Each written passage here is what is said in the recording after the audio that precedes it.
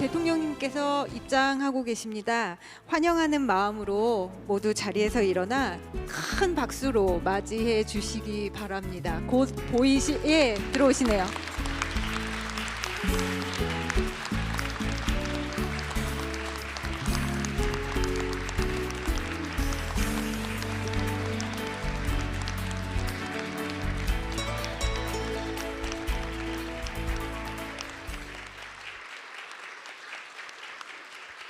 먼저 국민의례를 하겠습니다. 모두 국기를 향해 주시기 바랍니다. 국기에 대하여 경례.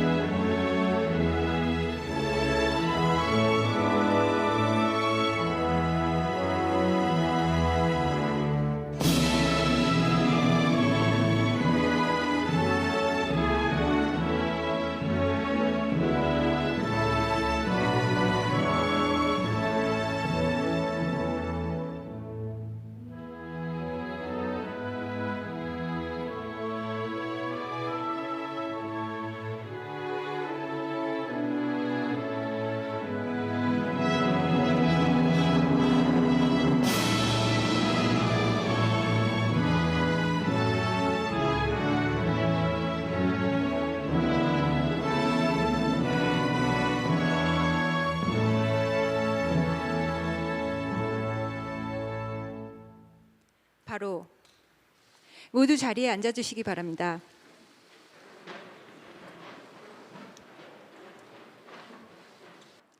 그럼 지금부터 국민과 함께하는 민생 토론의 그 첫 번째 활력 있는 민생 경제를 시작하겠습니다. 먼저 대통령님께서 모두 말씀하시겠습니다. 여러분 이렇게 만나 뵈니 정말 반갑습니다.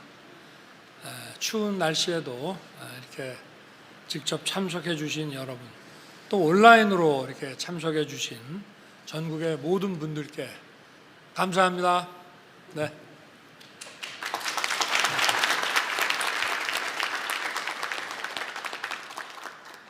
이곳 용인은 앞으로 세계 최대 규모의 반도체 클러스터가 조성될 예정입니다. 모두 알고 계시죠? 네.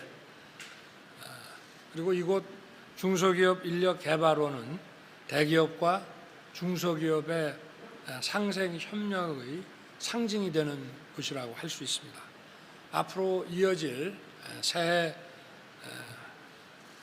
업무 보고 역시 종래와 같이 부처 중심으로 할 것이 아니라 부처 칸막이를 전부 없애고 국민들이 관심 가질 수 있는 과제별, 주제별로 전국 곳곳의 민생 현장을 찾아서 국민 여러분들과 함께 토론하는 자리로서, 또 함께 고민하는 자리로서, 또 함께 해법을 결정하는 자리로 이렇게 만들어 가겠습니다. 신년사에서도 이미 말씀을 드렸지만 검토만 하는 정부가 아니라 신속하게 문제를 해결하는, 답을 내는 정부로 이제 탈바꿈할 것입니다. 현장의 목소리를 듣고 국민이 원한다면 어떤 문제라도 즉각 해결하는 정부가 되어야 합니다. 올해는 반도체를 비롯한 전반적인 수출 회복으로 다른 선진국보다 높은 성장률이 예상이 됩니다. 그럼 물가도 한 2%대의 안정세를 되찾을 전망입니다. 작년 역대 최고를 기록했던 고용률도 계속 더 나아질 것으로 전망이 됩니다. 하지만 무엇보다 중요한 것은 이러한 결과를 국민들이 피부로 체감할 수 있게 그야말로 민생을 알뜰하게 챙겨야 된다는 것입니다. 거시 지표는 좋은데 국민들이 아직 이걸 느끼지 못하겠다고 한다면은 그거는 현장에서 이런 알뜰하고 세심한 그런 그 정책 집행에서의 배려가 좀 미흡한 것이기 때문입니다.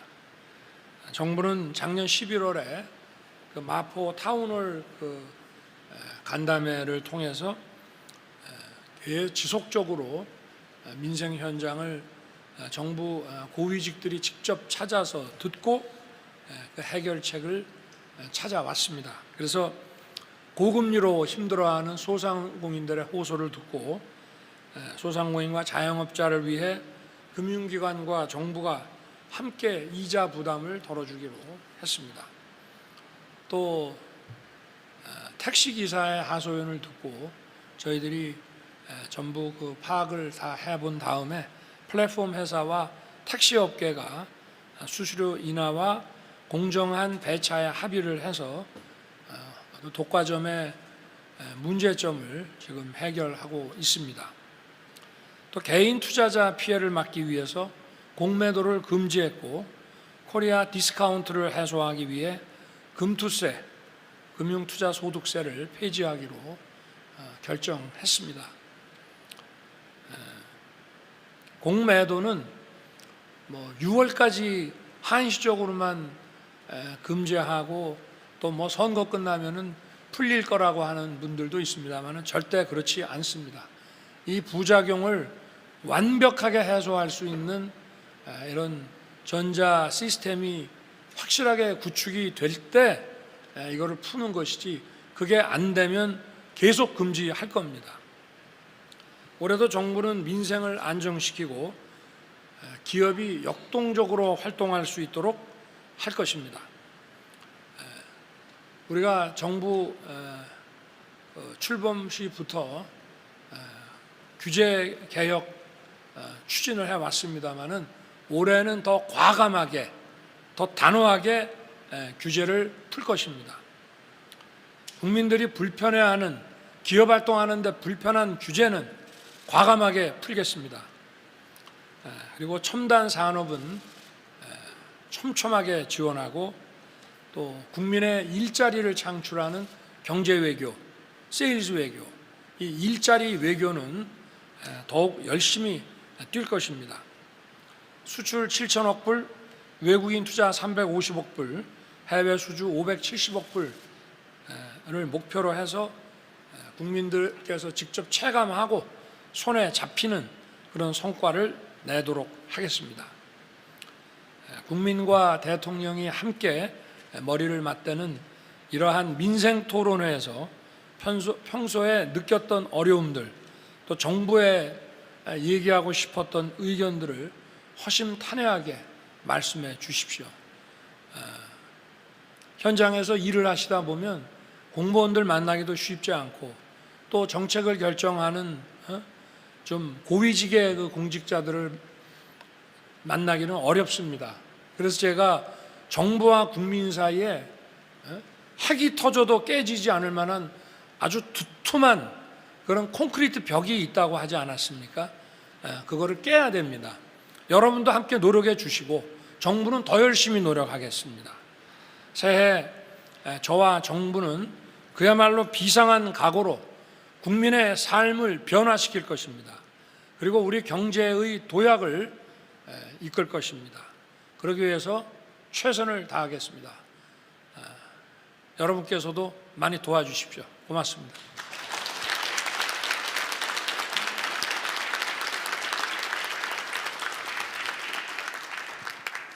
네, 말씀 감사합니다. 민생 현장에서 행동하는 정부, 답을 내는 정부 강조해 주셨습니다. 지금부터의 토론회는 비공개로 진행됩니다. 취재진 여러분 협조 감사드립니다. 네, 다음은 최상목 경제부총리께서 활력 있는 민생 경제를 주제로 발표해 주시겠습니다. 부총리님 부탁드립니다.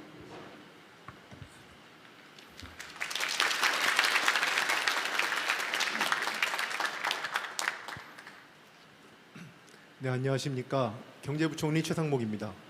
지금부터 국민과 함께하는 민생 토론의 첫 번째, 활력 있는 민생 경제를 주제로 한 2024년 경제정책 방향에 대해서 설명드리겠습니다.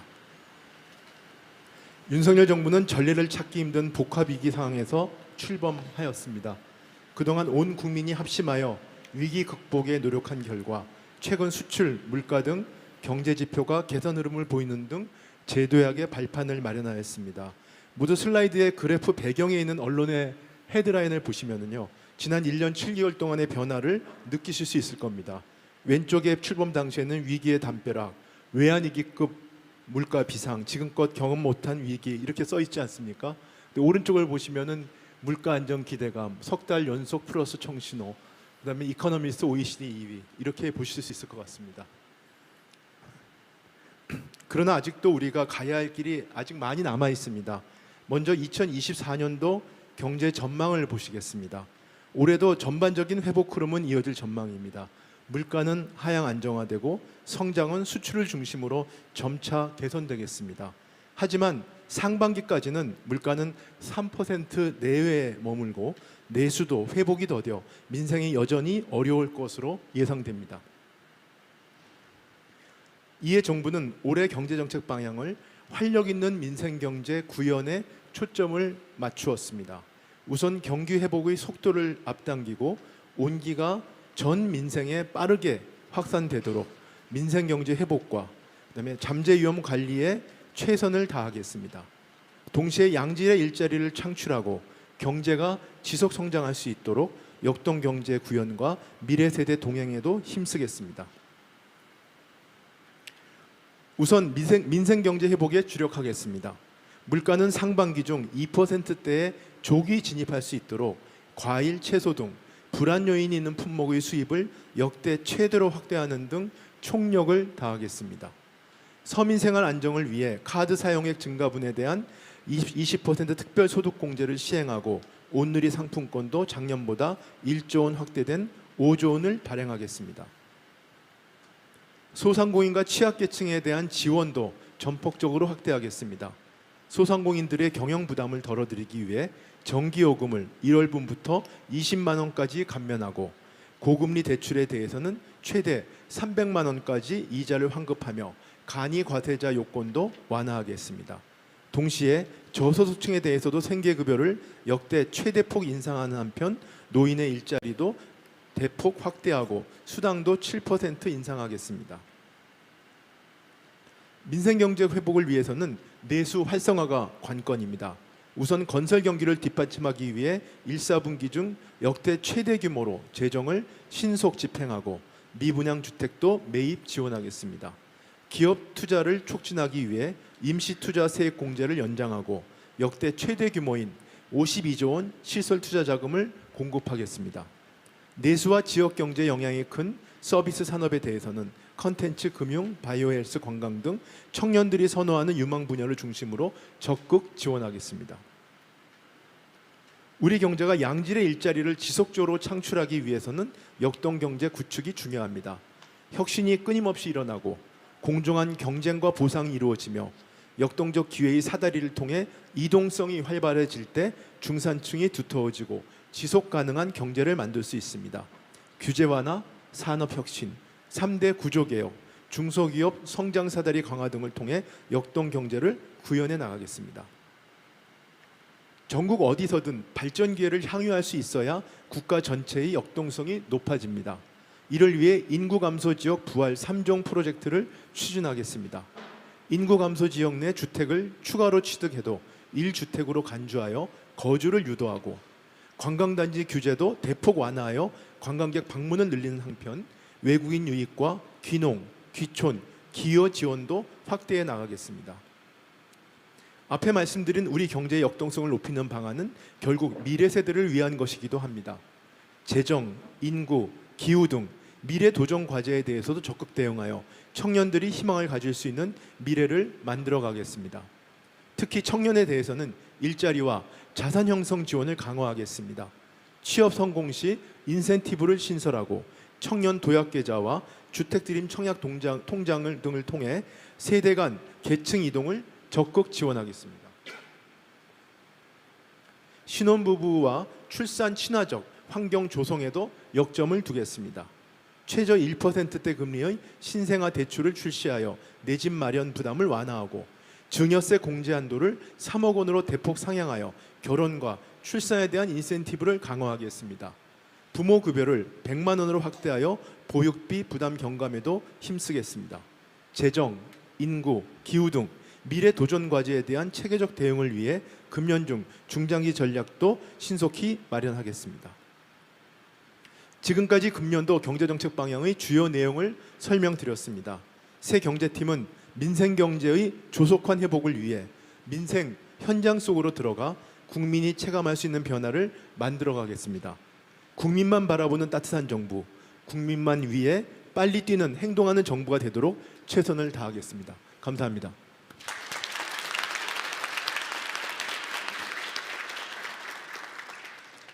네, 말씀 감사합니다. 굉장히 눈에 띄는 정책들을 제시를 해주신 것 같습니다. 이제 토론 시간을 갖도록 하겠습니다. 오늘 토론은 국민의 부담을 덜어주는 정부, 그리고 국민에게 기회를 제공하는 정부, 이렇게 두 가지 주제로 진행될 예정입니다. 토론은 각 주제별로 우선 현장과 온라인으로 참여해 주신 국민 여러분의 다양한 생각과 제언을 듣고 정부 측에서 의견을 제시하는 방식으로 진행하겠습니다. 말씀하실 분께서는 잠시 후 제가 여쭤봤을 때 손을 들어주시면 제가 마이크 전달이 되도록 하겠습니다. 말씀하실 때는 어디서 오신 누구신지 간략하게 소개 말씀도 부탁드리겠습니다. 그리고 지금 온라인으로도 140여 분 참여하고 계십니다. 지금 이제 화면에는 제한된 분들만 보이고 계신데 지금 뒤에 100분 넘게 140여 분 참여하고 계십니다. 제가 온라인 참여자 분들께도 말씀 여쭐 텐데요. 역시 그때도 손 들고 알려주시면 제가 지목을 하겠습니다. 오늘 한정된 시간에 가능한 한 많은 분들이 말씀하실 수 있게끔 발언하시는 분들께서는 중요한 내용 위주로 2분 이내로 말씀 부탁드리겠습니다. 자, 그러면 이제 시작하겠습니다. 처음으로 발표하실 분은 사회자 입장에서는 제일 중요한 게 누가 용기 내 주실까인데요. 말씀하실 분 손 들어주시면 감사하겠습니다. 네, 너무 감사합니다. 제 뒤에 계신 분, 저 혹시 앞에서 마이크 좀 전달해 주실까요? 감사합니다. 네, 안녕하십니까. 인천시 남동산업단지공단에서 7년차 재직 중인 민준홍이라고 합니다. 네, 저 같은 경우는 저희 회사 같은 경우는 뿌리산업군에 소속하는 회사로서 자동차 부품이나 기타 생활용품 등을 생산하는 업체입니다. 제조업이다 보니 청년들이 많이 기피하는 직종인데 거기에서 보면은 저희가 폴리텍 대학교하고 산업협력을 맺어가지고 20대 청년들이 사회 초년생들이 와서 일을 할 수 있는 일학습 병행제를 진행을 하고 있습니다. 그래서 회사에서 학생들을 또는 이제 초년생들을 양성을 하는데 저희가 많은 도움을 주고 있는데 이 친구들이 지속적으로 장기적으로 근무를 하기 위해서는 일단 타 직군보다는 아무래도 제조업이다 보니 연봉이라든지 아니면은 직급 비율에 대한 임금 체제가 많이 부족을 합니다. 그래서 이 친구들이 장기적으로 근무를 하게 될 경우에는 나아가서 이제 결혼을 하게 되면 이제 출산, 그다음에 교육비 등 같은 게 많이 부담이 되기 때문에 정부에서 그런 요건 같은 게 좀 많이 좀 챙겨주셨으면 좋겠고, 더 나아가서 산업단지공단 내에서는 아직 취약한 회사들이 많이 있습니다. 그러다 보니 편의시설이 좀 부족한 그런 곳이 많기 때문에 정부에서 그런 것도 다 같이 지원이 됐으면 좋겠다는 바람입니다. 네, 이상입니다. 말씀 감사합니다. 뿌리 산업에 정말 중요한데 제조업의 낮은 연봉이라든지 그다음에 이제 산업단지의 제반 여건이라든지 하는 말씀 해주셨습니다. 감사합니다. 그 현장의 목소리 계속 이어서 듣도록 하겠습니다. 말씀 부탁드립니다. 그 앞에서 마이크 좀 넘겨주시겠어요? 감사합니다. 안녕하십니까. 경기도 평택에서 슈퍼마켓을 운영하고 있는 목진현입니다. 많은 소상공인들이 아직 코로나19 피해에서 완전히 회복되지 않는 만큼 에너지, 세금, 금리 등 부담 경감 정책이 필요하다고 봅니다. 맞춤형 컨설팅 등 경쟁력 강화 정책과 함께 전통시장도 살리고 내수도 살릴 수 있는 온누리 상품권 확대 같은 정책을 기대해 봅니다. 그리고 주변에 보니 코로나19 때문에 불가피하게 대출 기간을 지키지 못했을 때 이후 전액 상환했는데도 연체 기록 때문에 은행 대출이 거절되어 운영이 어려움이 많습니다. 대책이 필요하다고 봅니다. 감사합니다. 네, 말씀 감사합니다. 사실 코로나19는 누구에게나 힘든 시기였는데요. 지금 이 소상공인의 에너지, 세금, 금리 문제, 거기에 이제 연체 기록에 관한 어려움까지 말씀을 해주셨고, 그리고 온누리 상품권 말씀해 주셨는데 경제부총리님 이미 말씀하셔서 마음이 좀 가벼우시겠어요. 예, 이렇게 말씀 들어봤습니다. 근데 또 그 묵직한 주제들을 말씀을 해주셔서 예, 또 귀담아 들어야 될 것 같습니다. 그럼 또 더 의견 듣도록 하겠습니다. 예. 감사합니다. 예.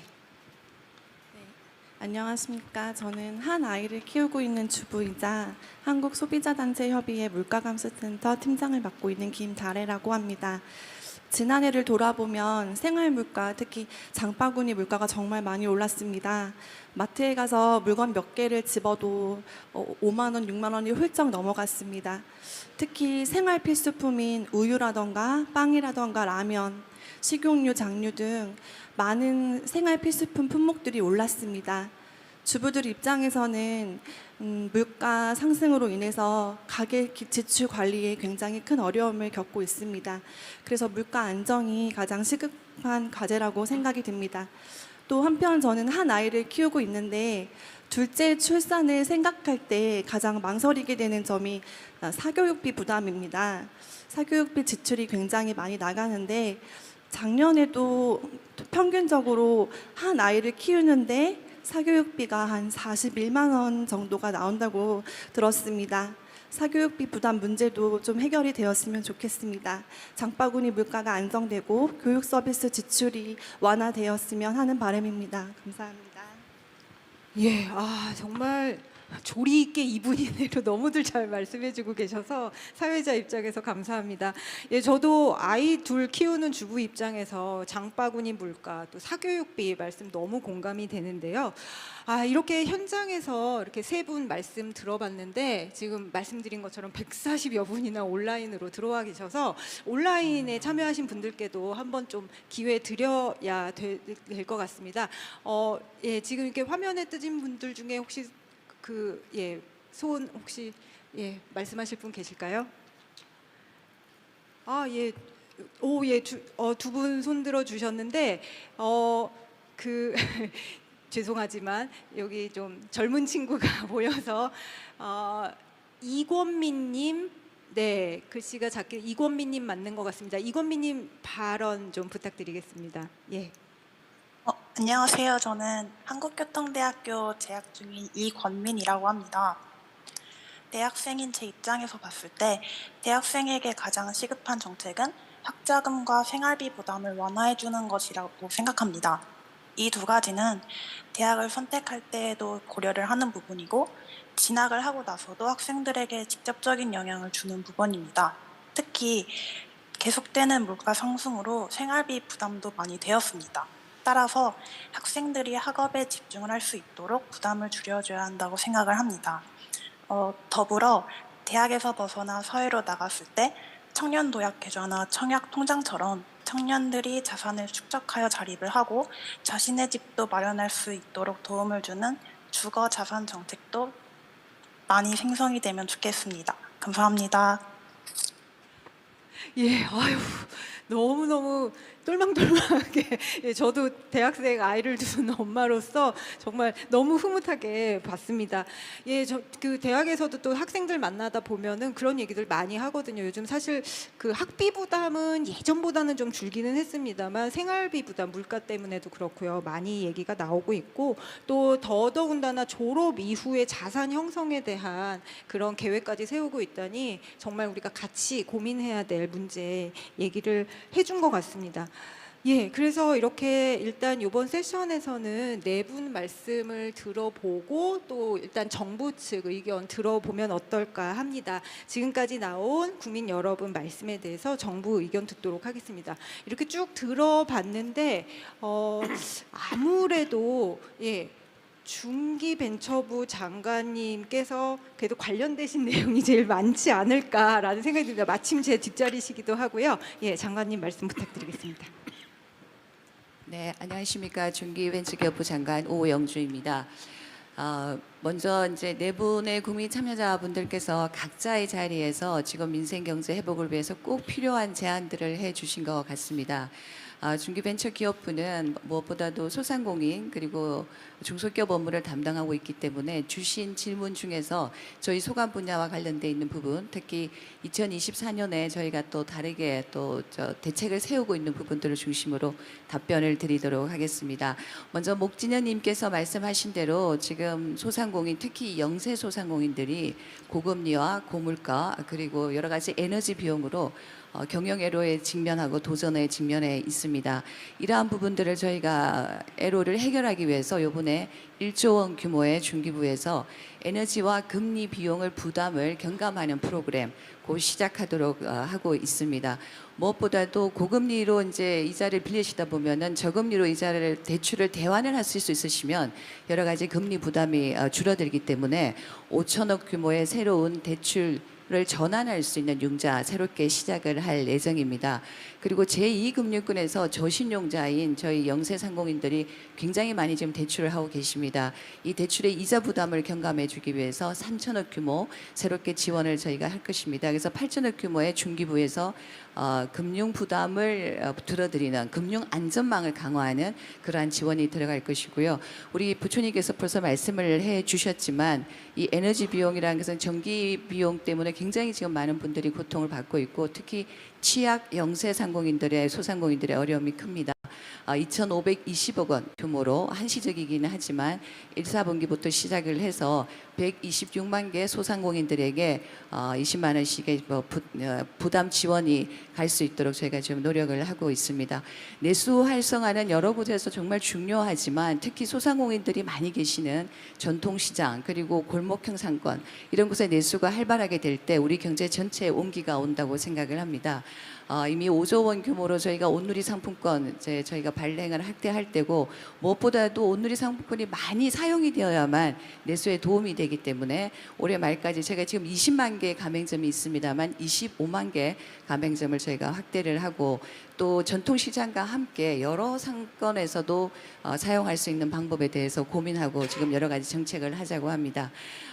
지금 목주님 말씀하셨던 코로나 시기에 굉장히 어려워서 연체가 있었지만 지금 굉장히 신용을 회복하고 계신 우리 소상공인들이 특히 정부에서 제공하는 정책 금융에 있어서는 여러 가지 부담 없이 융자를 받으실 수 있는 방안에 대해서도 지금 고민하고 있습니다. 중기부는 무엇보다도 민생 경제와 가장 밀착되어 있는 중소기업 그리고 소상공인 업무를 담당하고 있는 부서입니다. 대통령께 말씀하신 것처럼 저희가 현장 밀착형으로 현장에 답을 드리는 그러한 정책들 1년 동안 빨리 세우고 또 속도감 있게 이행하도록 하겠습니다. 감사합니다.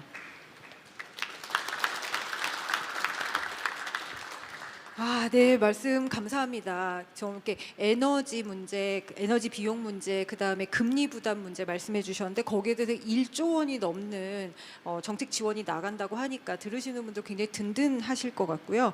그 다음에 온누리 상품권 뭐 사용 금액도, 그러니까 지원 금액도 지원 금액이지만 사용처를 늘리기 위해서 노력하신다는 말씀 더욱 반가운 것 같습니다.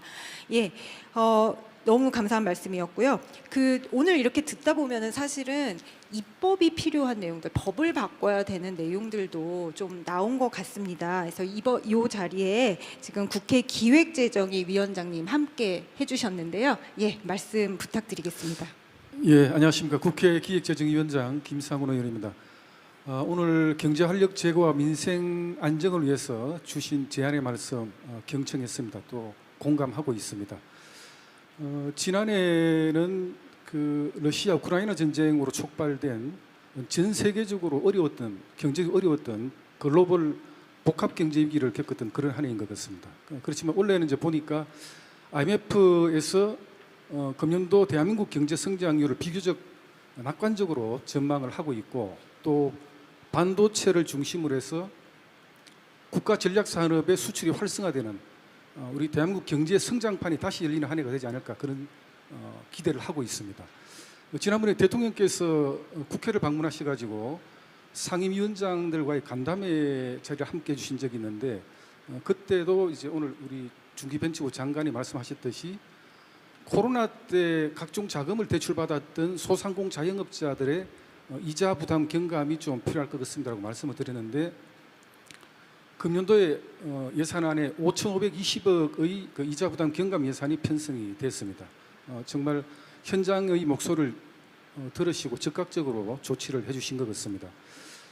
뭐 지금까지는 우리 정부가 또 낡은 규제 또 폐해를 혁파하는 그런 시간이었다면 금년에는 새로운 국정 변화 효과를 좀 실감하는 그런 한 해가 되었으면 하는 그런 기대를 갖고 있습니다. 그간 국회에서 국정과제 법률을 한 145건 정도 처리를 했습니다마는 국민들께서는 늘 국회는 정쟁을 일으키고 싸우는 국회 그렇게 바라보고 계시기 때문에 좀 불편해하실 걸로 생각을 하고 있습니다. 올해는 우리 대통령께서 10년사에 밝히셨듯이 현안만 검토하고 마는 그런 게 아니고 문제 해결을 위해서 적극적으로 정부와 함께 대응하는 그런 한 해가 될 수 있도록 우리 국회에서도 적극적으로 입법과 정책을 지원하도록 하겠습니다. 감사합니다. 네, 말씀 감사합니다. 오늘 이렇게 그 국민 여러분들 해주신 말씀 중에 금리 부담에 대한 얘기도 있었고, 그 다음에 또 청년의 또 자산 형성에 대한 그런 고민도 얘기를 들어봤는데요. 여기 지금 이렇게 조용히 뒤에 앉아 계신데 저 금융위원장님 와 계십니다. 예, 이 이자 부담, 그 다음에 자산 형성 기회와 관련된 말씀, 의견 부탁드리겠습니다. 네, 금융위원장입니다. 금리 얘기가 나올 때마다 제가 금융위원장이기 때문에 좀 국민들한테 송구스럽다는 말을 미리 좀 드립니다. 금리 부담은 여러 가지로 이제 좀 어려운 점이 있지만 그래도 저희가 정부가 이제 금융권과 협의해서 은행권 같은 경우는 이제 2조 원 상당의 어떤 금액을 갖다가 일단 캐시백 형태로 해서 시스템이 정리가 되면 이제 금년 2월부터 여러분의 그 호주머니에 최대 300만 원까지 갈 수 있게 조치했다는 거 말씀을 좀 드리고, 그다음에 이제 이금융권도 사실은 굉장히 부담이 많습니다. 그래서 이금융권에 대해서도 저희가 재정을 좀 투입을 해서 요 과도한 이자에 대해서 2차 보존 형식으로 해서 이것도 그 캐시백 형태로 돌려드리겠습니다. 그리고 또 그 7% 이상 고금리 같은 경우에는 요거를 저금리로 쓸 수 있는 그 프로그램을 활용해서 금리 부담을 그 경감시켰다는 걸 말씀을 드리고, 그다음에 이제 경제가 이제 너무 불확실성이 많아서 예측하기는 어렵지만 이제 전반적으로 전문가분들이 금년 들어서 특히 이제 중반기 하반기 넘어가면 금리가 좀 인하될 가능성이 많다는 얘기를 많이 합니다. 그래서 이제 그런 면에서 좀 여러분들한테 조금 희망의 그 메시지도 다시 한번 전해드리고 싶습니다. 그리고 아까 이제 또 한 가지 그 연체 그 말씀하셨는데, 사실 이제 연체가 되면 이제 최대 5년까지 이걸 사실 금융기관들이 이걸 공유를 하면서 신용평가에 반영을 합니다. 근데 이제 지금은 코로나 상황이고 너무 어려운 상황이기 때문에 이런 분들이 신속히 정상적인 이 경제 사이클로 돌아올 수 있도록 요거를 어떻게 할 수 있는지 제가 돌아가면 바로 검토해서 이거 조치하겠습니다. 네. 네, 저도 사실 금융 공부하는 입장에서는 아까 연체 기록 말씀 나왔을 때 어떡하지 했는데 또 이렇게 시원한 말씀 해주셔서 감사합니다. 예, 이렇게 그 네 분 국민 여러분 말씀 듣고 또 답변해 주실 만한 또 의견 제시해 주실 만한 장관님들 말씀 이렇게 같이 들어봤는데요. 그러면 이제 다음 주제 국민의 기계를 제공하는 정부에 대해서 얘기를 나눠보면 어떨까 합니다. 예, 또 이번에도 이렇게 국민 여러분들 말씀 먼저 들어보도록 하겠습니다. 어느 분이 말씀해 주실까요? 예. 아까부터 저랑 담소 나누고 계셨는데 바로 옆에 손을 들어주셨습니다. 네, 말씀 부탁드리겠습니다.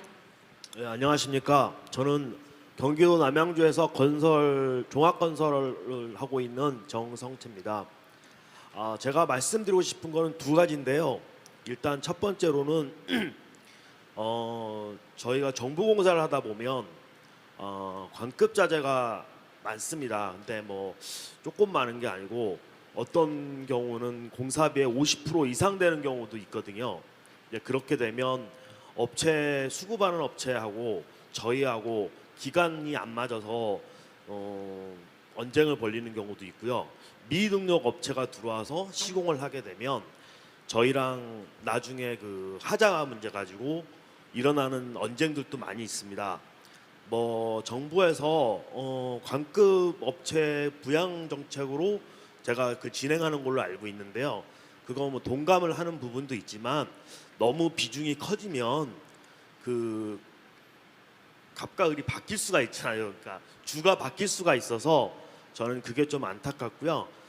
말씀드리고 싶은 거는 소규모 공사 한 40억, 50억 미만 공사라도 설계 단계에서 관급자재를 좀 배제해 주셨으면 저희가 좀 더 진행하는데 소홀할 것 같아서 말씀을 드리는 거고요. 두 번째는 저도 그렇고 주변에서 보면 요즘에 경제가 많이 힘들지 않습니까? 근데 이렇게 보면 이제 세금도 과중한 경우가 많이 있습니다. 세금을 안 내겠다는 게 아니고 내야 되는데 지금 단기적으로 어려운 상황이면 좀 연장할 수 있는 방법이 있어서 저희가 사업을 하면서 조금이라도 추후에 갚아 나갈 수 있는 어떤 배려가 좀 있는 게 있으면 좋겠다는 말씀으로 말씀드렸습니다. 감사합니다.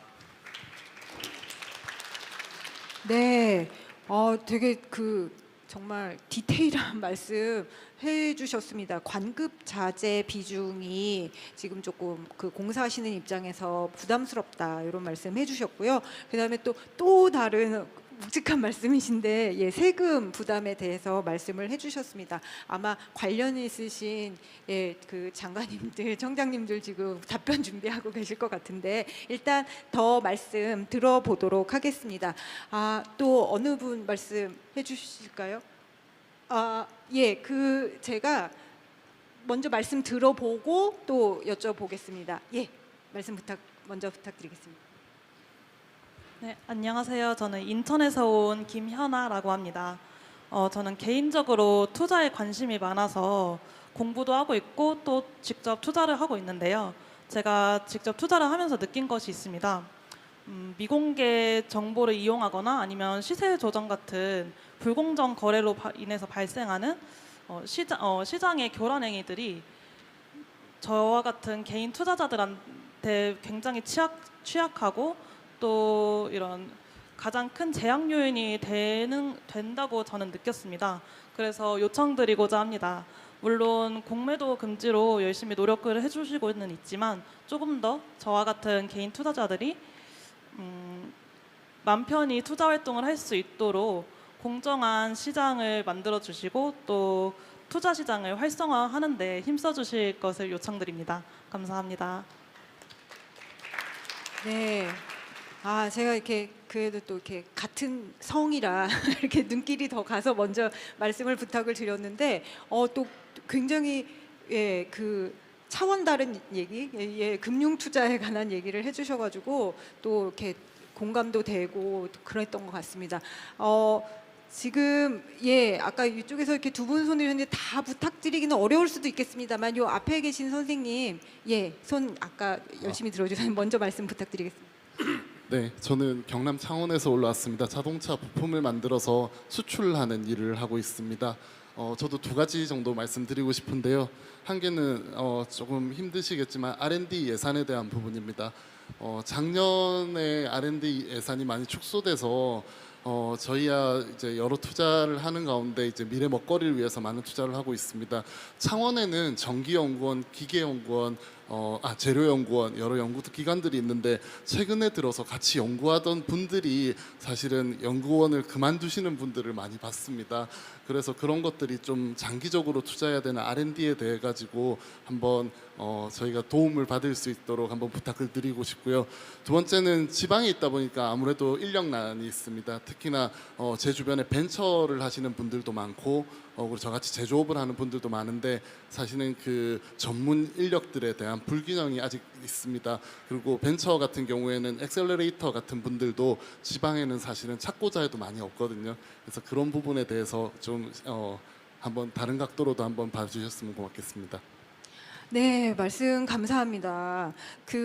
사실 R&D 예산 관련해서는 굉장히 그 논의가 많았었는데 그 지방에서 특히나 지방 문제와 연관해서 또 이 R&D 예산 부분이 좀 그 어려움을 일으켰던 것 같습니다. 그래서 말씀 잘 들었고 또 생각들 많으실 것 같습니다.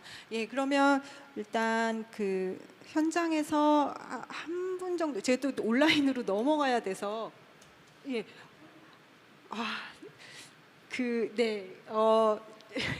먼저 좀 말씀 선생님 제가 꼭 챙겨드리겠습니다. 먼저 말씀 부탁드리겠습니다.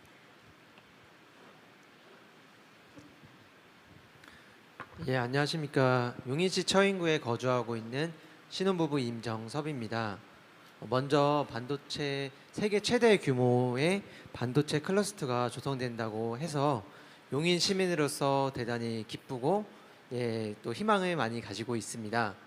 특히 저는 신혼부부로서 주거나 교통 문제에 관심이 많은데요.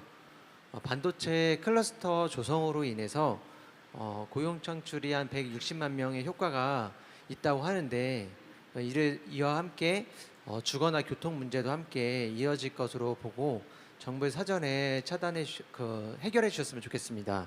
그러니까 수지구에는 분당선, 신분당선이 있고 기흥구에는 GTX가 있지만 이곳 처인구에는 지하철이나 대형 쇼핑몰 하나 없는 환경이고 많은 분들 여기 오실 때 느끼셨겠지만 도로 확충도 필요한 상황입니다. 그래서 정부에서 반도체 클러스터 조성과 함께 주거나 교통 인프라를 사전에 신속하게 체계적으로 개발해 주신다면은 지역뿐만이 아니라 우리나라가 세계 반도체 시장에서도 큰 역할을 할 수 있을 거라고 생각을 합니다. 감사합니다.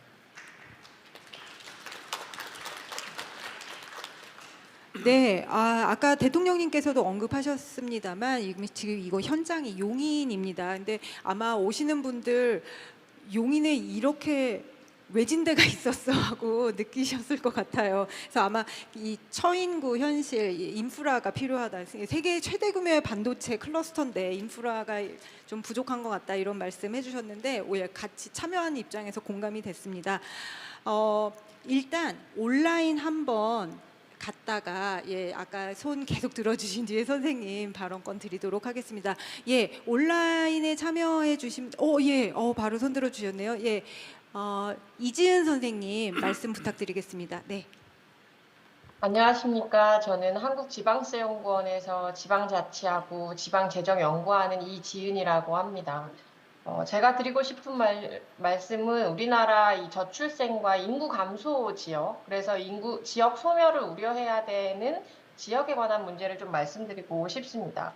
이미 우리나라엔 243개 자치단체가 있는데요. 그중에 89개 자치단체가 인구 감소 지역으로 지정되어 있고 인구 감소 지역 지원 특별법이 제정되어서 행재정적 지원이 이미 이루어지고 있고 또 법적으로 그 감소 지역에 대해서는 보육, 교육, 의료, 주거, 교통, 문화 기반을 확충할 수 있는 특례를 줄 수 있도록 설정이 되고 있습니다.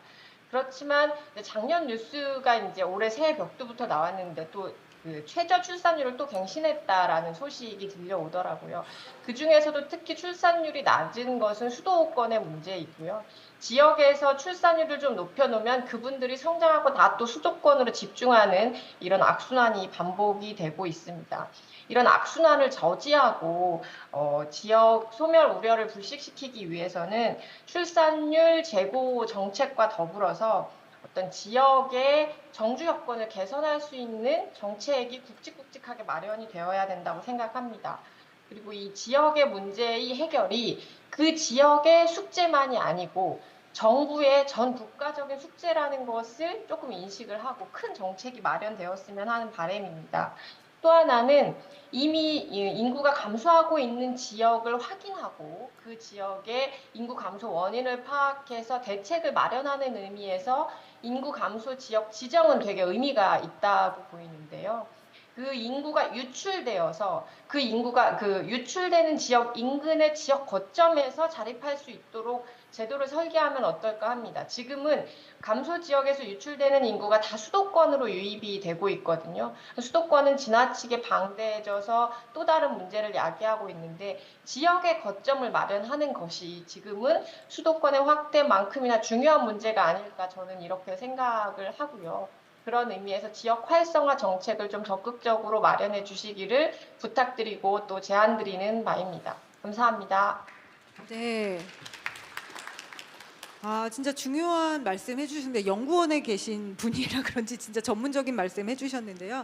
사실 출산율은 지역이 더 높은데 또 태어나서는 다 서울 수도권으로 몰려오다 보니까 악순환이다라는 말씀 해주셔서 그래서 이제 정주 여건 개선하는 게 되게 중요한데 이게 이제 그 지역에 있는 근처에 중요한 거점을 만들어서 정주 여건을 개선하는 게 좋겠다라고 제안을 해주신 것 같습니다.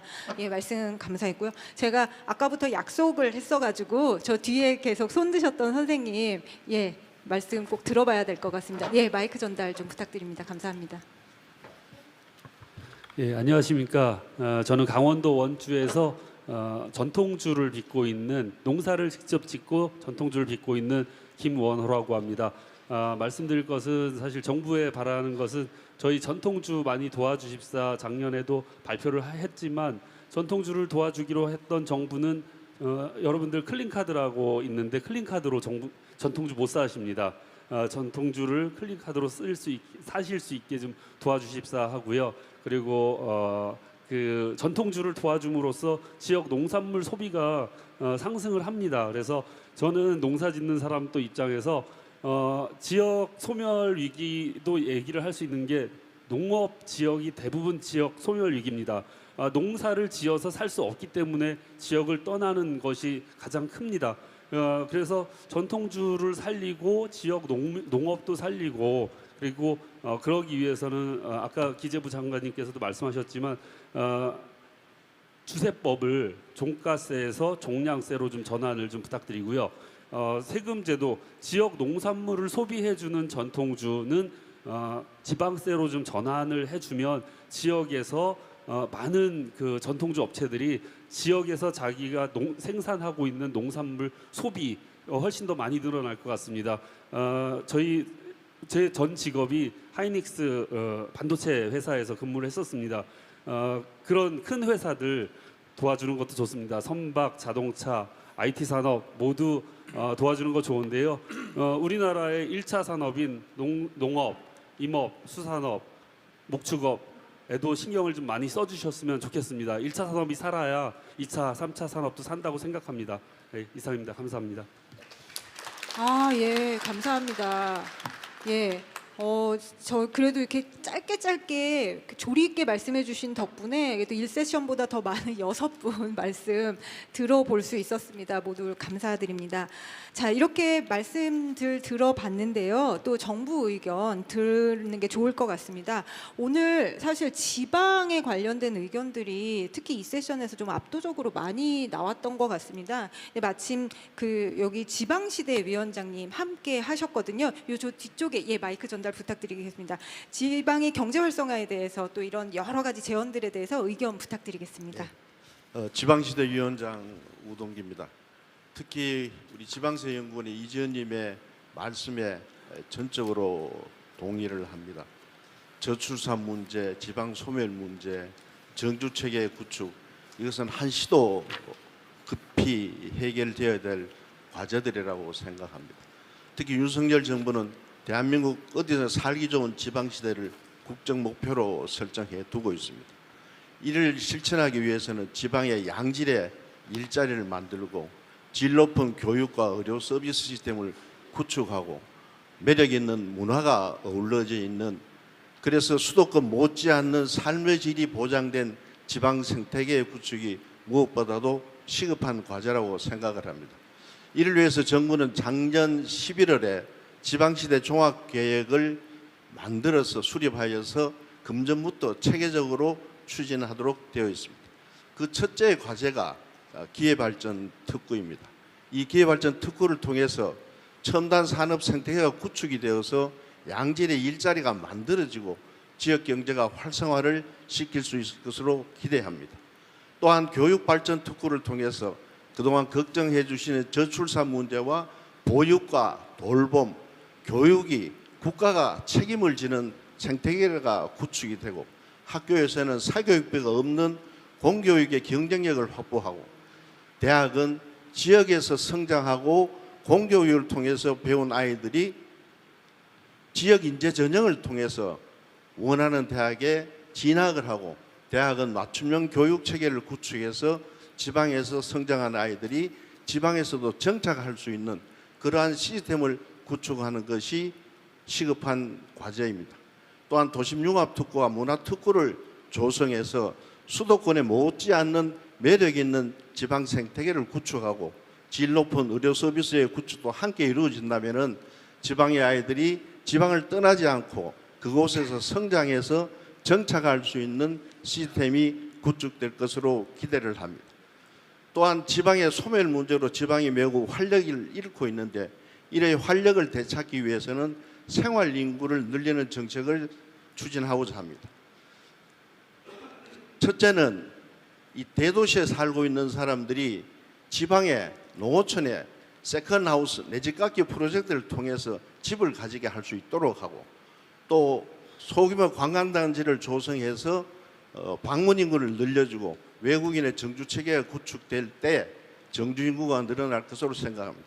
이를 위해서는 4+3 광역 경제권의 추진을 통해서 정부 서비스가 촘촘하게 거미줄처럼 지방 곳곳에 전달될 수 있는 그런 시스템의 구축과 지방정부와 중앙정부가 원팀이 되고 또 이것이 부처의 칸막이가 없는 융합정부가 될 수 있도록 지방시대위원회가 최선을 다하겠습니다. 감사합니다. 네. 예, 지방시대 위원장님 감사합니다.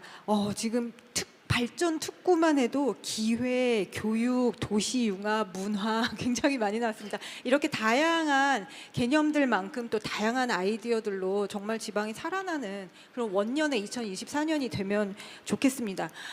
지금 그 말씀해주신 국민 여러분들 중에서 이제 주세 말씀도 하셨지만 아까 이제 세금 부담 말씀도 하셨고 그래서 세금에 대한 얘기도 한번 들어보면 좋겠는데요. 여기 국세청장님 나와 계십니다. 네, 말씀 부탁드리겠습니다. 국세청장 말씀드리겠습니다. 이렇게 고금리, 고물가 등으로 인해서 이제 중소기업이나 영세 자영업자분들의 자금 사정이 사실 매우 어려운 것으로 알고 있습니다. 저희들 이제 1월 25일이 부가세 신고 납부 기한입니다. 저희들 대상자가 한 900만 명 정도 됩니다. 그래서 저희들 이제 경기를 많이 그 중에서 이제 경기를 많이 타는 업종이 이제 건설업이라든가 제조업 이런 것이고 또 영세 자영업자분들이 이제 많이 하시는 업종이 이제 음식 숙박업, 소매업 이런 겁니다. 이런 분들 중에서 저희들이 매출액이 좀 감소하고 또한 자금 부담이 많은 이런 분들 한 120만 명 정도를 이렇게 선별을 해서 이제 부가가치세 신고 기한은 한 2개월 그리고 3월에 신고한 법인세 신고 기한은 한 3개월 정도 직접 저희들이 납부 기한을 연장을 해서 안내해 드릴 예정입니다. 실무 자급 중에 있음을 말씀드립니다. 그리고 또한 거기에 해당하지 않더라도 저희들이 이제 사업이 어려워서 세금 납부하기 어려우신 분들은 저희들 신청을 하시면은 최장 9개월까지 세금 납부 기한을 연장시켜 드릴 수 있도록 저희들이 행정적으로 준비를 하고 홍보를 하고 있음을 말씀드립니다. 그리고 또한 일시적으로 사업이 어려워서 세금을 체납하고 계시는 분들도 많이 계십니다. 그런 분들 경우에는 사실 이제 은행을 이용하기도 어렵고 또 자금 사정이 많이 어렵습니다. 그래서 저희들이 체납하는 분에 대해서 재산 압류를 하고 또 공매를 매각을 하게 됩니다. 이런 부분도 한 1년 정도 유예시켜 드려서 이분들이 좀 사업에서 재기할 수 있도록 그렇게 좀 저희 도와드리려고 좀 집행을 하고 있습니다.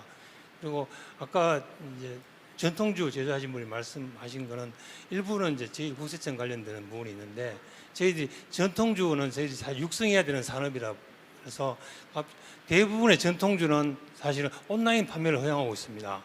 이제 술에 대한 술은 규제 분야라서 이제 온라인 판매는 대부분 다 금지하고 있지만 전통주에 한해서 온라인 판매를 허용하고 있고요.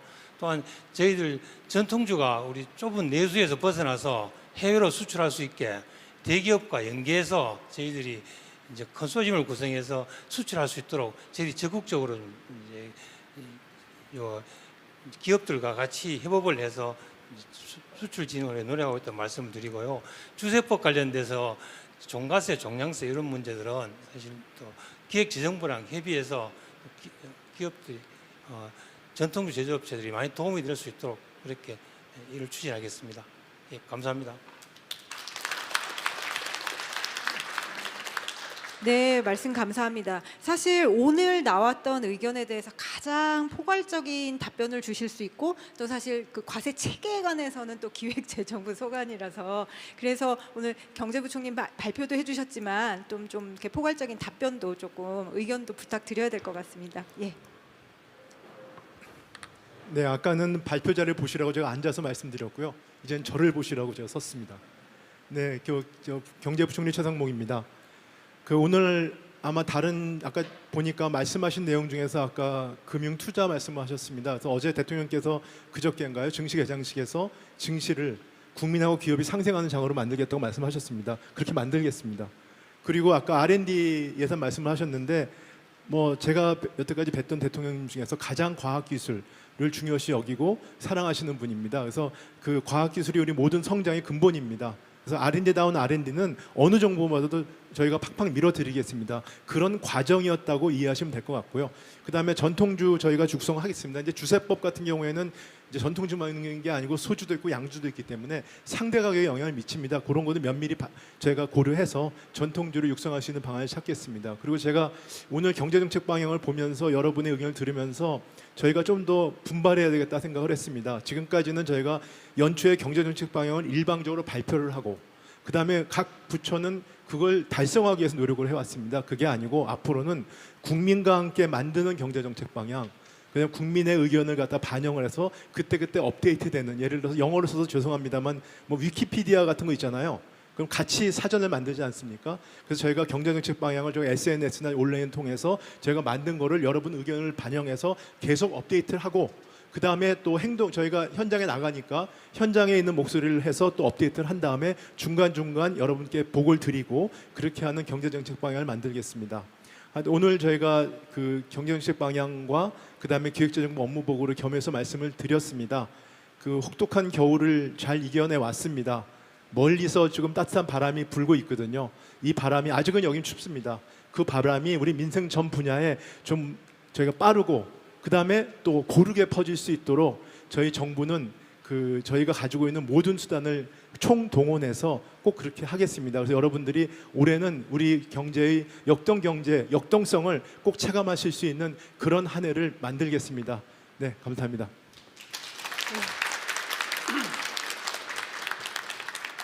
네, 역동 경제를 체감하는 해로 만들겠다. 게다가 경제 정책 방향 자체를 계속 업데이트해 나가겠다. 의견을 반영해서 이런 말씀 정말 파격적인 것 같습니다. 예, 오늘 진짜 말씀 감사하고요. 물론 막 이렇게 흡족하시지는 않으시겠지만 들으시는 국민 여러분께서 이런 자리를 마련했고 이런 자리가 계속해서 마련될 것이라는 것 자체가 정말 희망적인 약속이 아닐까라는 생각을 합니다. 예, 이렇게 어느 정도 토론은 좀 마무리를 해야 될 것 같고요. 왜냐하면 사회자 입장에서 밥 때 놓치시게 하면 안 되거든요. 점심시간이 다가오고 있습니다.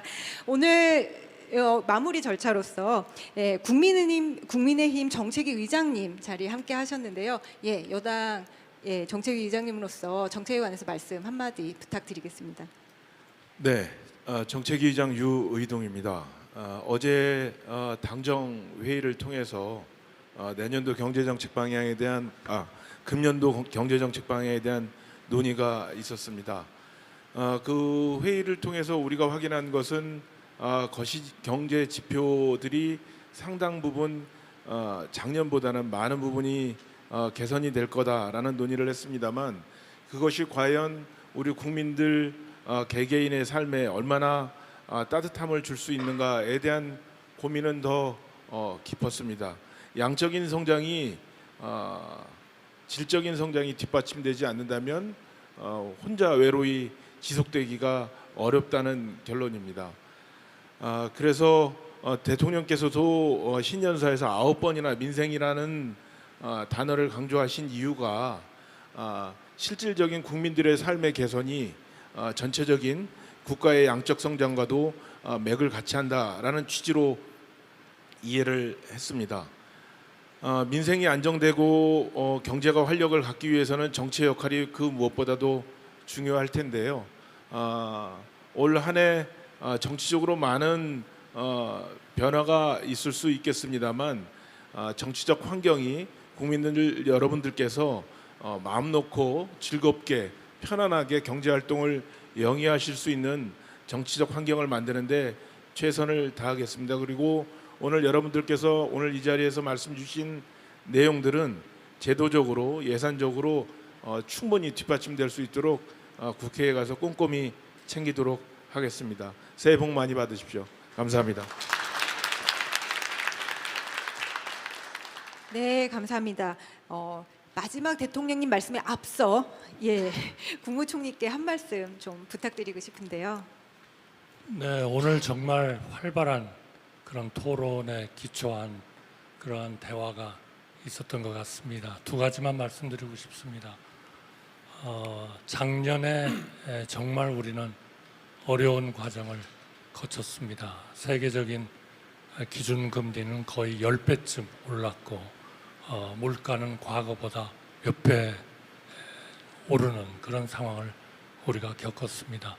정부로서는 대통령님을 비롯해서 총력전을 했습니다. 첫째로는 우리 경제가 다시는 옛날 같은 그런 위기에 빠지면 안 되겠다 하는 게 첫째고, 그 다음은 결국 장기적으로 개혁을 통해서 우리의 성장 잠재력을 확고히 해야 되겠다.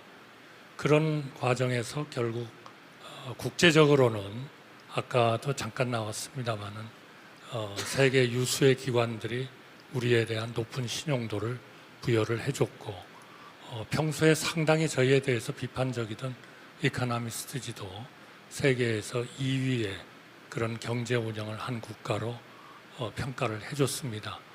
올해는 작년도보다 아까도 보고가 됐습니다만 거시경제 쪽에서는 훨씬 나아진 모습을 보일 겁니다.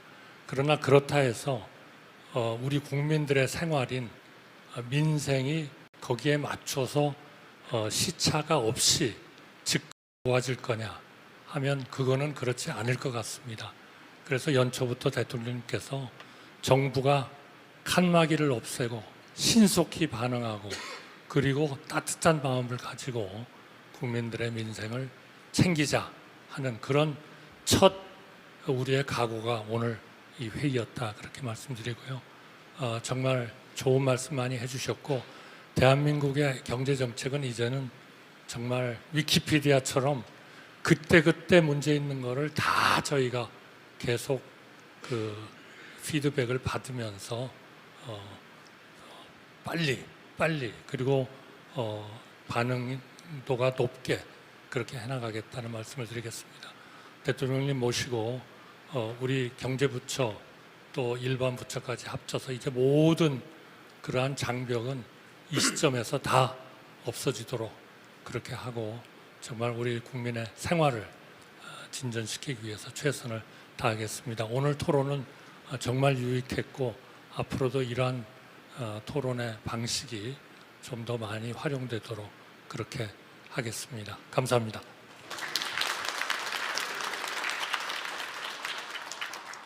네, 말씀 감사합니다.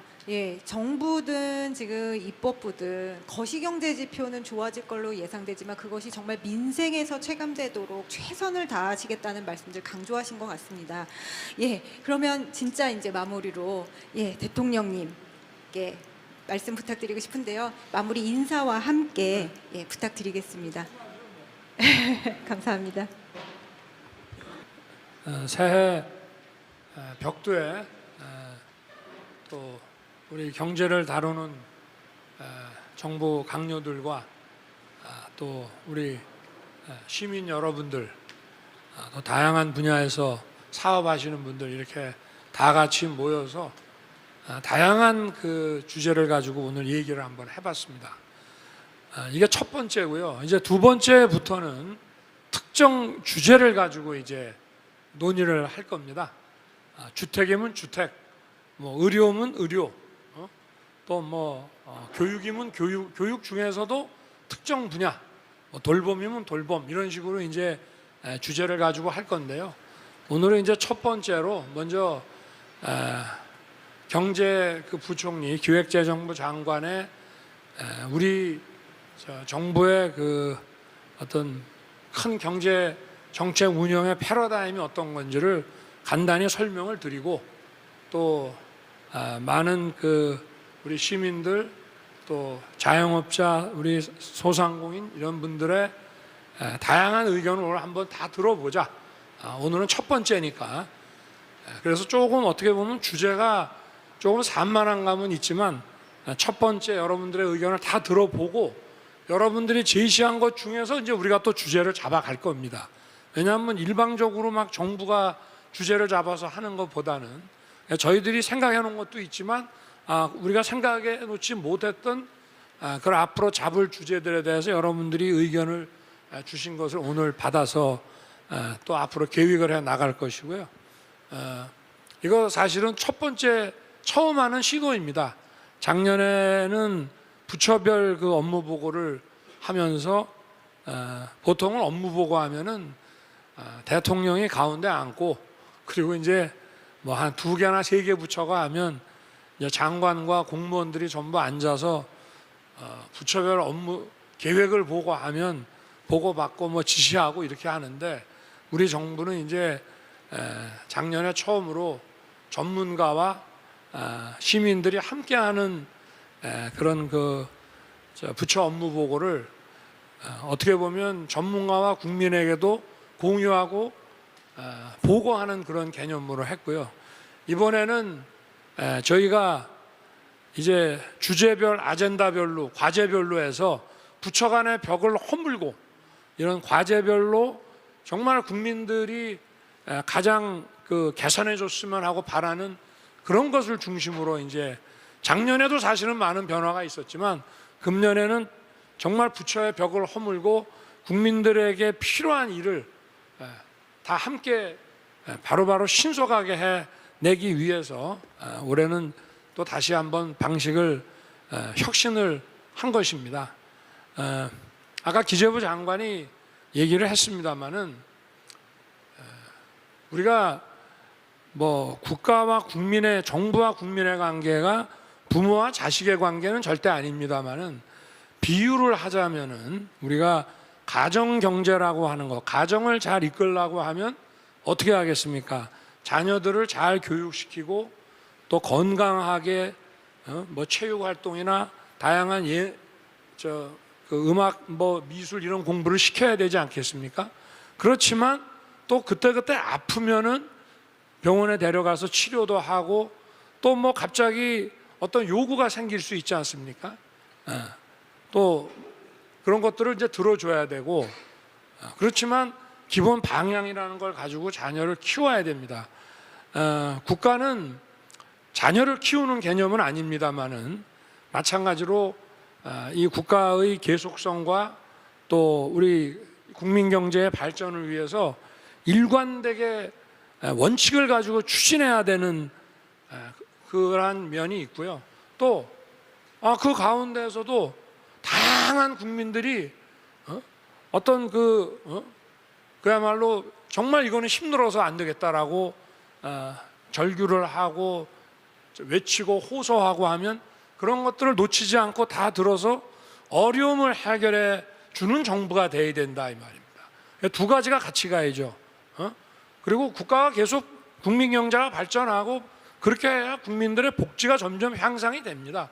그래서 우리가 이제 시간적으로는 그러한 발전을 지속적으로 이끌 수 있는 그런 체제를 유지해야 되고 또 그때그때 어려운 거 지금 현재 사는 국민들이 중요합니다. 그때그때 어려운 문제를 해결해야 되는 것입니다. 또 경제도 마찬가지입니다. 경제가 지속 가능하게 우리가 발전하고 뭐 이제 수출 뭐 몇 대국 GDP 뭐 몇 대국 이런 그 목표를 가지고 우리가 가야 되는 부분도 있지만 갑자기 물가가 오르면은 국민들의 구매력이 떨어지고 실질 임금이 감소하는, 실질 소득이 감소한단 말이에요. 그리고 불편한 것들이 막 생기죠. 금리가 갑자기 올라가면은 기업들이 뭐 투자를 계획했다가 다 줄여야 되고 막 이런 문제가 생기기 때문에 늘 그때그때 리스크 관리를 해 나가면서 지속적인 경제 발전을 꾀하면서도 그때그때 충격을 저희가 완화해서 국민들이 어떤 그 불편함과 어떤 고통을 겪지 않도록 이 두 가지를 동시에 이제 진행해야 되는 것입니다. 그런데 이제 그 뭐 우리 인류 역사를 돌이켜 보면은 이제 그 시장 경제라고 하는 이런 시스템이 만들어지면서 인류의 그 후생이라는 것이 이렇게 수천 년, 수만 년 동안 그냥 그저 그렇게 지나가다가 16세기, 7세기, 18세기 올라가면서 갑자기 높이 올라가죠. 그죠? 그건 그만큼 이 시장 경제라고 하는 것이 이 국민들에게 굉장히 많은 어떤 경제적 후생과 복지를 제공해 준다는 뜻입니다. 우리가 자유시장 경제 이러는데요. 시장 경제나 자유시장 경제나 똑같은 말입니다. 왜냐하면 시장이라는 건 뭡니까? 그 시장 참여자의 자유로운 선택을 존중하는 시스템이기 때문에 시장 경제는 바로 자유시장 경제를 말하는 것이고, 이게 도대체 뭐냐라고 막연하게 생각하시는 분이 있는데요. 우리 예를 들어서 재개발, 재건축 문제에 대해서 한번 생각을 해봅시다. 제가 자유시장 경제라는 게 어떤 건지를 말씀을 드리기 위해서 재개발, 재건축이라는 것은 내 집을 내가 처분하는 문제가 아니라 상당히 많은 주민들의 집합적인 재산권 행사입니다. 근데 정부가 이거를 심하게 많이 규제를 해왔어요. 그거는 집합적 재산권을 행사하는 주민들의 자유에 심한 제한을 가하는 겁니다. 그렇게 하면 안 된다는 것이죠. 우리가 자유시장 경제 시스템을 국가 발전의, 경제 성장의 기본 어떤 그 프레임으로 가지고 간다는 얘기는 그걸 마치 규제를 푼다고 할 때 그것이 은혜적이고 마치 무슨 그 선거를 앞두고 주민들에게 잘 보이려고 하는 개념이 아니라 원래는 불필요한 규제를 해서는 안 되는 겁니다. 그런 각도에서 우리 정부는 국가의 지속 가능한 경제 발전의 그 어떤 그 패러다임을 시장 경제라고 하는 거, 자유시장 경제, 국민의 개개인의 자유 또는 집합적 선택의 자유, 이런 것들을 우리는 존중합니다. 이게 모든 사회정책, 의료정책 이런 모든 분야에 마찬가지입니다. 직업선택의 자유라는 것도 존중해야 되고 또 아픈 환자의 선택권이라는 게 중요한 겁니다. 다만 예를 들어서 의사가 공부도 제대로 수련을 받지 못한 의사가 나왔을 때 이거는 국민들의 건강 보건을 해칠 수가 있기 때문에 정부가 거기는 개입을 해서 일정한 자격과 그 어떤 실력을 갖춘 사람들이 국민들을 돌보게 해야 된다는 그런 규제만 있는 것이지, 의사를 하겠다고 하는 사람들의 직업 선택의 자유, 또 우리 국민들이 더 많은 의료 서비스를 받겠다고 하는 그런 것에 대한 집합적 선택, 이런 것들을 정부가 규제를 심하게 한다는 것은 그거는 이 자유시장 경제의 논리에 맞지 않는다는 것이죠. 우리 헌법에도 직업 선택의 자유가 보장돼 있고 이 개별적인 그 어떤 기본권이 다 헌법에 나와 있긴 하지만 정해져 있지 않은 것도, 헌법에 명문화되어 있지 않은 것도 무수히 많은 자유와 권리가 다 보장돼 있는 것입니다.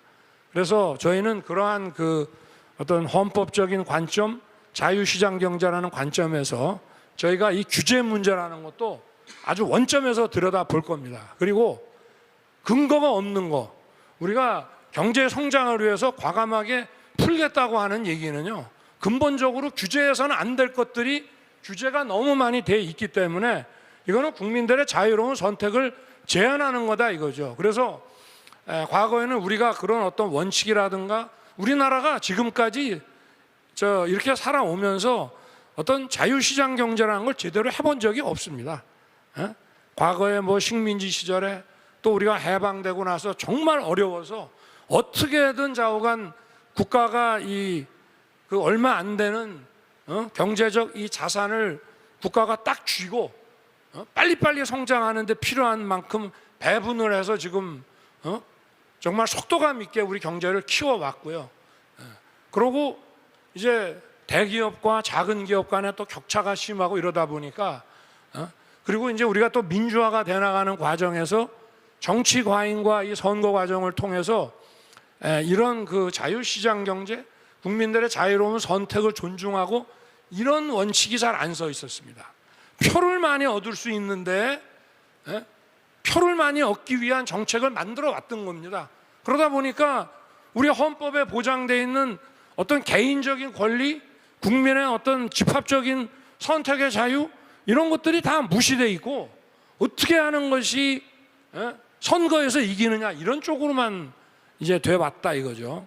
저희는 정부 출범 시부터 뭐 제가 대선 과정에서 공약으로도 말씀을 드렸습니다만은 그 이제 기본적인 어떤 저희 그 경제 운영의 원칙을 지난 이제 1년 반 동안 이제 그야말로 배가 간다 그러면은 크게 이제 선회하는 데 이제 중점을 뒀고요. 금년부터는 정말 이제 그 원칙에 입각해서 개별 과제 아젠다를 중심으로 해서 이러한 우리가 선회하려고 하는 이 원칙에 반하는 것들은 과감하게 다 부실 겁니다. 그렇게 해서 국민들에게 더 많은 경제 활동의 자유를 회복할 수 있게 함으로써 성장을 추진해 나가는 것이 우리의 기본 방향이고요. 또 그 과정에서 어려운 국민들이 겪고 있는 문제들은 큰 흐름에서 이 어떤 세부적인 문제들도 저희들이 아주 세밀하게 그 리스크 관리를 하고 국민들의 어려운 점들을 그야말로 현장에서 바로바로 듣고 해결하는 그 역시도 국민의 선택을 존중하는 그런 차원에서 봐주시면 될 것 같습니다. 그래서 올해는 정부가 부처의 벽을 허물고 더 과감하게 국민 속으로 달려갈 것입니다. 그리고 아까 R&D 얘기가 좀 나왔는데요. R&D 예산 제 재임 중에 대폭 늘릴 겁니다. 다만 지금 R&D를 조금 줄였습니다. 뭐 많이는 안 줄였어요. 그런데 지금 현재 한번 보십시오. 대학의 연구자들이나 이런 분들 공부도 많이 하고 이제 본격적으로 뭔가를 연구를 하려고 하는데 그분들이 연구할 자금이 없어요. 네덜란드 같이 그야말로 세계 첨단 기술들을 개발해서 고소득을 올리는 국가도 R&D 예산이 GDP 대비 2%밖에 안 됩니다. 우리는 5%나 쓰고 있는데 거기에 따르는 R&D 투자에 대한 성과가 너무 미미하고 실제 현장을 가 보면은 이게 제대로 집행이 되고 있지 않다는 것이죠. 그리고 대학의 연구자들을 만나보면 무슨 몇 억짜리 이런 장비 하나 있으면은 또 한 1, 20억짜리 장비가 있으면은 굉장히 많은 부가가치를 만들어낼 수가 있는데 그거 하나 입수하기가 너무 시간이 많이 걸려서 10년을 갖다가 어떠한 물질을 하나 발견했는데 그 성분을 분석하고 그 보편적인 원칙을 찾아서 대량 생산할 수 있는 그거를 못하고 10년을 허송세월했다. 이런 분들이 그냥 부지기수입니다. 대학에 가보십시오. 그래서 그분들의 목소리 때문에 그분들이 제대로 국민 그 세금으로 지원되는 이 R&D 그 투자를 받아서 그분들이 일할 수 있게 만들기 위해서 저희가 하나하나 들여다보고 있습니다.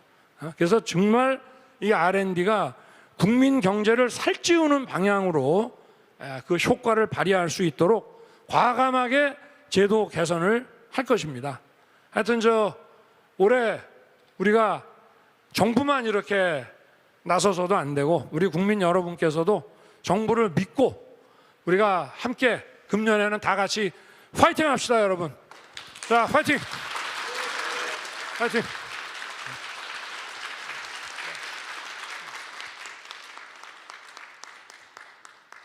네. 민생의 어려움은 세밀히 살피되 시장 경제의 원칙은 더욱 굳건하게 밀고 나가겠다라는 말씀 들었습니다. 규제도 원점에서부터 살펴서 정말 필요 없는 것들은 부셔버리겠다라는 말씀 해주셨습니다. 대통령님 정말 감사드립니다. 사실 저는 이렇게 이제 국민 여러분 다 같이 그리고 정부 부처 많은 분들 이렇게 모인 이 자리에서 대통령님 그 대선 전부터 말씀하신 플랫폼 정부의 진정한 모습을 오늘 눈으로 본 것이 아닌가라는 좀 느낌을 가져봤습니다. 기차역에서 이렇게 기차들이 오고 가는데 타는 사람들이 다 같이 모여 있는 곳을 플랫폼이라고 한다잖아요. 이렇게 다 같이 모인 이 자리가 진짜 플랫폼 정부의 원년이 아닌가라는 또 생각도 감히 해봤습니다. 자, 이렇게 화기애애한 분위기에서 오늘 토론회 마치도록 하겠습니다. 토론회를 계기로 활력 있는 민생 경제가 체감되는 정책이 국민 여러분께 더 잘 전달되었으면 좋겠습니다. 현장에 와주신 여러분, 이 추위 속에 그죠? 현장에 와주신 여러분, 그리고 온라인으로 이렇게 참석해주신 모든 분들께 진심으로 감사드립니다. 우리 박수 한번 또 크게 치면서 마무리할까요? 감사합니다. 네, 이렇게 마치도록 하겠습니다. 감사합니다.